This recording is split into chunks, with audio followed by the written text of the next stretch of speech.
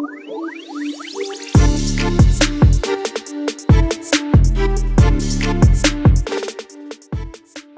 everybody and welcome back to Sweet and Sour Soccer, and what a start to the week if you are a West Ham United fan, because it's been revealed that West Ham are increasingly likely to not make one, not make two, but to make three signings this coming week. The three players that West Ham have been linked to, and strongly linked to actually, it's been reported widely now that these three are likely to go through, are Broja, Lingard and Onana. Guys, on this video, I'm going to give you the latest updates on all three of these transfers and how they're progressing, as well as giving you, obviously, my thoughts on all three of the transfers. But before I do that, as always, I will ask you guys, please do me a favour, hit that like button. And if it's your first time coming across the channel, do us another favour and hit that subscribe button as well. We're a general football channel bringing you all the latest updates, as well as Premier League predictions and other videos. But let's waste no more time. Let's jump into speaking about these three transfers. And I think the one that seems to be moving the most rapidly today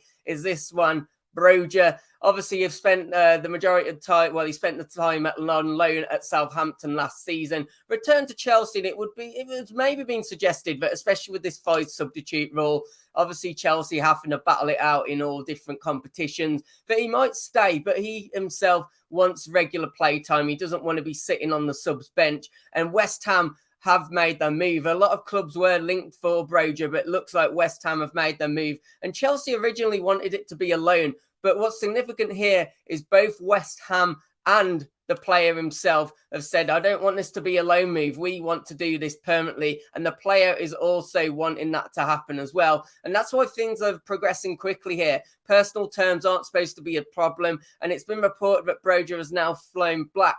Well, he's actually probably in the process of flying back from the pre-season tour in America to get this one done over the line. The young 20-year-old who obviously scored 6 goals and bagged 1 assist for Southampton last season on loan had a really good start to the season. It did maybe it got, I suppose it just didn't really take off all the way through the season. But having said that, Southampton's form as a team did significantly drop in that second half of the season. It's also worth mentioning as well the fact that it's going to be around a 30 million fee. Chelsea want to put a buyback clause in to obviously get this deal over the line, because obviously they wanted it to just be a loan signing.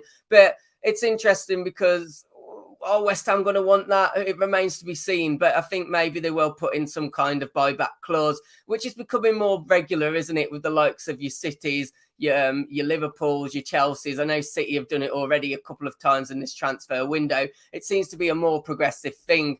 But the next one we come on to, because it does look like Broja's, I'd say 90% going to happen from what we're seeing being reported, is this one. Onana. The young lad from Lille, again, 20 years of age. What's really exciting to see if you're a Hammers fan is the fact that West Ham are building for the future. Primarily a defensive midfielder, which begs the question of maybe are West Ham preparing for the possibility of life without Declan Rice should that happen. As we know, Declan Rice has reportedly said he'll at least give 1 more year to the club, but then he'd be going into the last 12 months of his contract. So it does remain to be seen maybe if he doesn't sign a new deal, you think West Ham would obviously sell him next summer. And could this be the long-term replacement? Just 20 years of age, had a great season with Lille, was primarily a substitute, but he is a really talented young player, and I think he will progress into a really decent player long-term. You know, he's really good on the ball, playing a defensive midfield role. It's not just about his tackling and his heading ability and the strength that he possesses. He's also very good on the ball, very good at playing long passes through balls, actually unlocking the opposition defence. So you are really getting a really complete defensive midfielder here. The fee is 32.5 million, it's being reported. I imagine that might be slightly less with add-ons that could progress to 32.5 million. But I think, once again, this is another really exciting transfer. I think, it's West Ham preparing for the long-term future. And the exciting thing for West Ham fans now is obviously, you're starting to get back-to-back European campaigns, which obviously is a big pull to get players in. And it also means that, these players will get game time competing on all fronts in the Premier League, the cup competitions.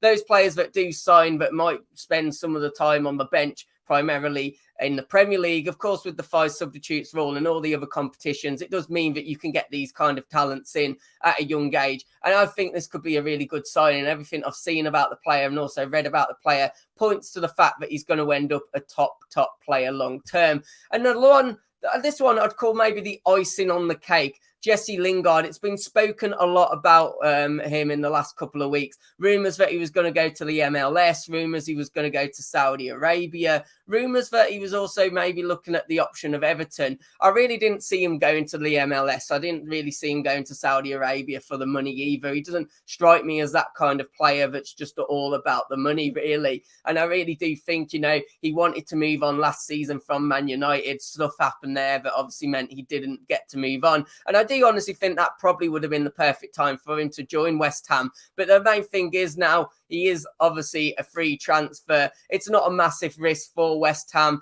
And of course, you do feel maybe if he comes back to the London Stadium and replicates what he did last season, when he was out on loan, not last season, the season before. In his 16 games, he achieved 9 goals and 5 assists. So if he could come in, get to that kind of form, you really do feel that Jesse Lingard's one of those players, isn't he? Like, if the vibe's good around him, if he's got a good feeling, he's, feels loved, feels that like he's got a good atmosphere, that's when he really does perform at his best. And of course, he did get that at West Ham last time. We know that Moyes is a massive fan of him, and he's also posted a couple of cryptic things on social media himself. There was a TikTok post a couple of days ago that maybe made people think that he would be heading to the London Stadium, and it is being more heavily reported that he has chosen West Ham United as his next destination. So I like this transfer. I think, it's a free transfer. Hopefully he comes back to West Ham, does his best, picks up his good form again,